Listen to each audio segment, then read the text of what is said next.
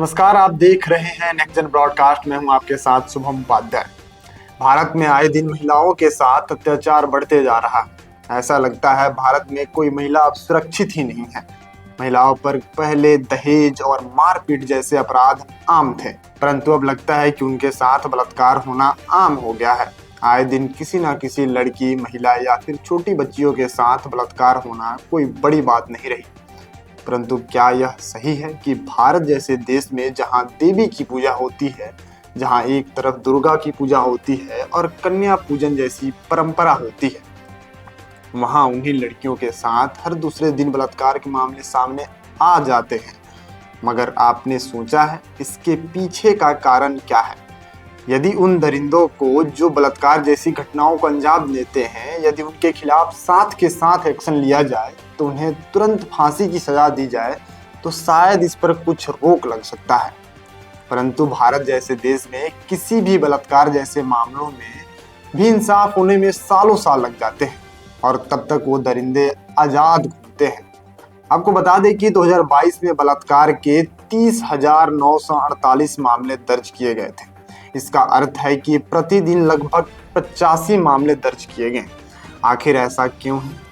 आखिर ऐसा महिलाओं के साथ कब तक होता रहेगा? जैसा कि आप सभी जानते हैं, 2024 में भी कुछ बलात्कार के केस सामने आए थे, जिसमें से कुछ बहुत ही दर्दनाक घटना थी, जैसे कि कोलकाता डॉक्टर बलात्कार केस और हत्या मामला जो अगस्त 2024 में सामने आया, जिसमें कोलकाता के आरजी कर मेडिकल कॉलेज और अस्पताल में एक 31 वर्षीय महिला प्रशिक्षु डॉक्टर के साथ बलात्कार किया गया था और उनकी हत्या कर भी दी गई थी।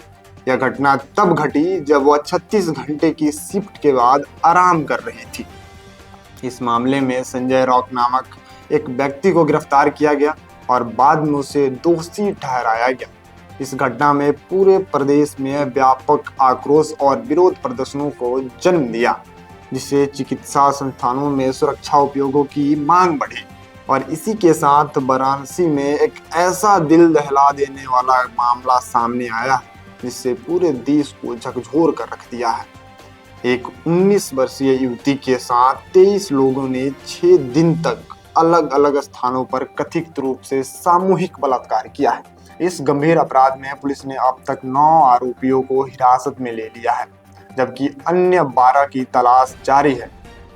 12 आरोपी की पहचान कर ली गई है, परंतु 11 अभी भी अज्ञात हैं। पीड़िता के अनुसार शुरुआत में राज विश्वकर्मा नामक युवक ने उसे लंका स्थित अपने कैफे में बुलाया, जहां उसके साथ अनुचित हरकतें की गई। अगले दिन समीर नामक युवक ने उसे बाइक पर हाईवे ले जाकर छेड़छाड़ की और नशे में छोड़ दिया। इसके बाद घटनाएं सिलसिलेवार तरीके से बढ़ती गईं। 31 मार्च को आयुष नामक युवक ने उसे अपने 5 दोस्तों सोहेल, दानिश, अनमोल, साजिद और जाकिर के साथ मिलकर कैफे में ले जाकर नशा पिलाया और बारी बारी से दुष्कर्म किया। 1 अप्रैल को साजिद एक होटल में ले गया, जहां 2-3 अन्य लोग मौजूद थे और वहीं उनके साथ फिर से हुआ बलात्कार।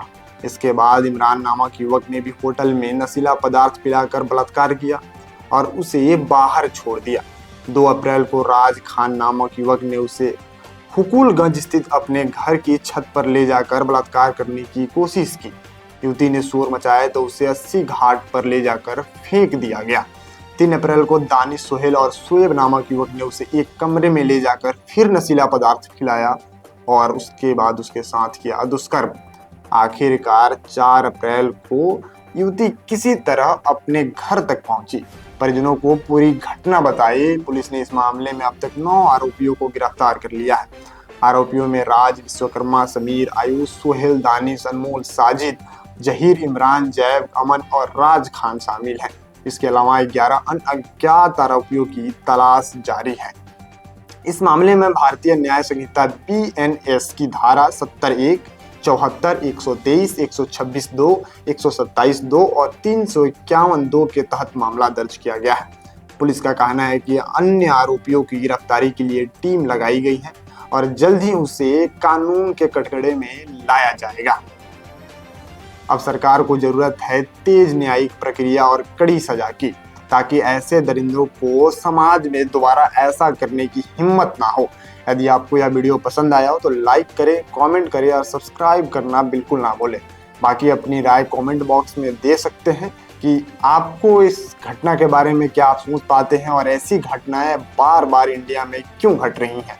आखिर में लड़की को आजकल के जनरेशन या आजकल के युवा या फिर कहें तो आजकल की समाज एक ऑब्जेक्ट की तरह क्यों यूज कर रही है।